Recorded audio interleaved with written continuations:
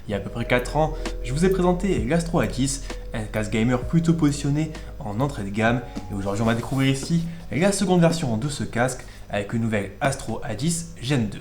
Alors ici on va rester sur un casque plutôt abordable qui va être proposé aux alentours des 59 € et qui va être un peu pensé pour s'adapter à toutes les plateformes puisqu'il va se connecter directement en filaire via une connexion jack 3,5 mm. Alors on va de toute façon découvrir tout ça ensemble et je vous rajoute comme d'habitude en description le lien vers un test complet sur gamertech.fr ainsi qu'un lien pour vérifier le dernier prix du casque s'il vous intéresse.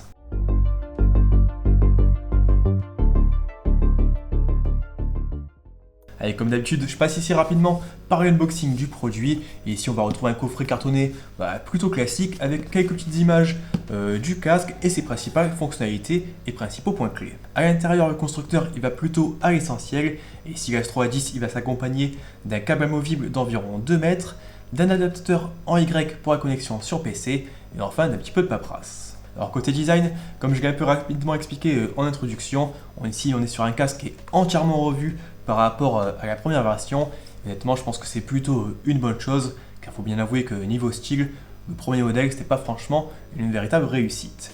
Alors ici pour cette seconde génération, on a un casque qui a profité d'une conception all-in qui sont quand même bien plus douces, et dans l'idée ça se rapproche un peu par exemple de certains modèles de chez Logitech, qui, je vous le rappelle, a racheté la marque Astro il y a quelques années. Alors aussi, avant de rentrer un peu plus dans les détails, moi visuellement le casque je le trouve plutôt réussi et je précise surtout qu'il est proposé dans différents coloris afin d'un peu s'adapter aux préférences de chacun et ça c'est plutôt une bonne chose. Alors du côté des finitions, le casque il est entièrement conçu en plastique et ici avec son nouveau design, il se montre surtout bien plus léger que la précédente version puisqu'il va afficher seulement 240 grammes sur la balance contre environ 350 grammes pour l'ancien modèle.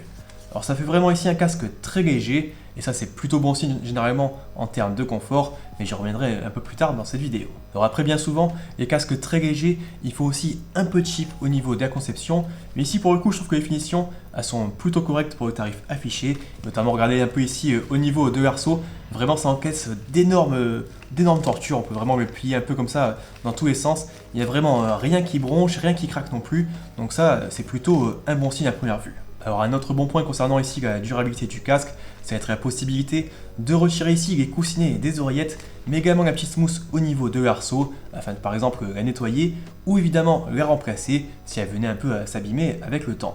Alors j'aime bien également aussi le fait qu'il n'y a pas forcément de petites marques ici d'assemblage au niveau du casque, on ne voit pas forcément de vis ici à l'intérieur de l'arceau, et ça me permet un peu de garder un design plutôt épuré, donc encore une fois niveau design, je pense que c'est vraiment une réussite par rapport à la précédente version.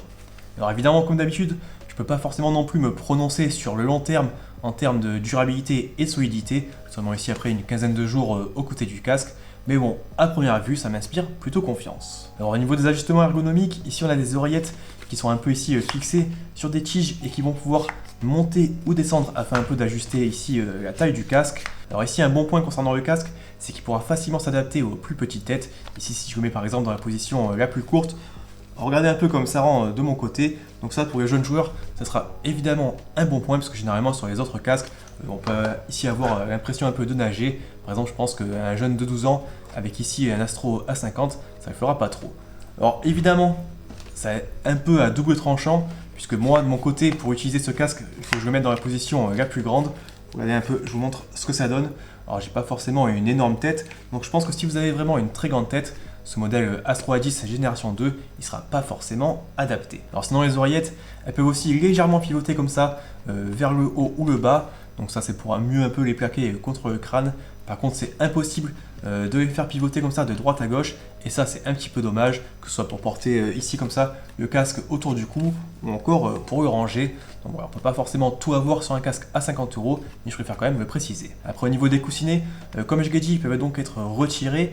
Et ici on va être sur des modèles avec une mousse à mémoire de forme et un revêtement qui va être en tissu sur l'extérieur ici des coussinets et avec un petit revêtement ici en mèche plutôt à l'intérieur. Alors vraiment au niveau des mousses, c'est très confortable avec des mousses ici à mémoire de forme. Regardez un peu le temps que ça prend pour reprendre sa forme.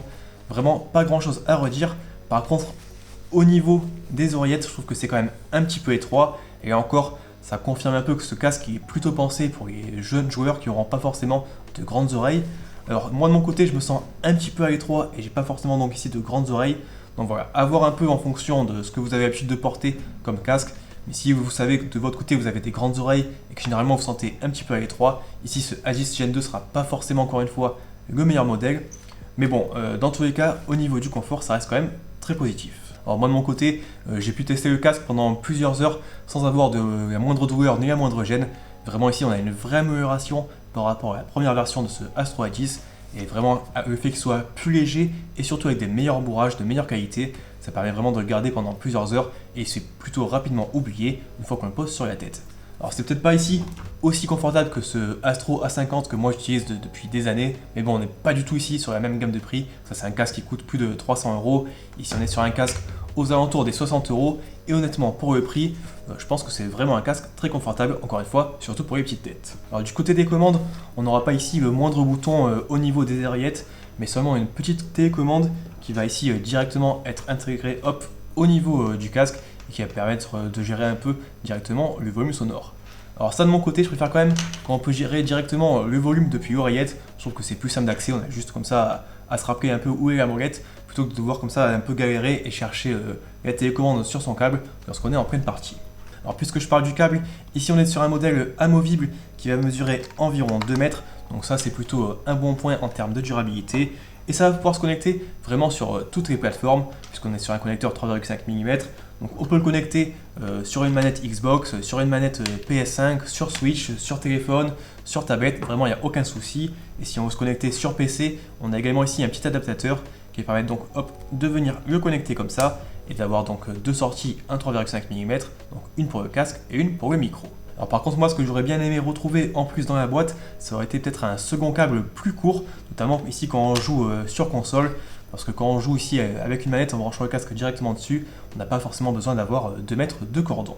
Alors aussi notez que peu importe le coloris du casque que vous avez sélectionné, le câble ici il va toujours rester noir et ça c'est un petit peu dommage de ne pas l'avoir par exemple adapté en fonction des différentes versions. Ici on aurait pu par exemple avoir un petit cordon jaune fluo comme sur les petits accents qu'on a au niveau de cette version grise. Ça aurait pu apporter un petit plus en termes de style. Bon, évidemment c'est un petit détail, mais moi de mon côté j'aurais quand même trouvé ça sympa. Alors du côté des fonctionnalités supplémentaires, il n'y a pas forcément de logiciel ici pour gérer par exemple le rendu sonore ou encore activer un mode 7.1. Il n'y a pas non plus possibilité d'obtenir un retour du microphone, donc pour le coup c'est plutôt basique et je vais directement passer sur les performances sonores. Alors pour cette seconde génération, on va retrouver des haut-parleurs de 32 mm contre 40 mm sur l'ancienne version. Mais honnêtement de mon côté, j'ai pas trouvé que ça avait un énorme impact. Et dans le standpoint d'utilisation qui est plutôt orienté gaming, je trouve que ça fait vraiment bien le taf pour un modèle que je le rappelle, je vais proposer sous la barre des 60 €.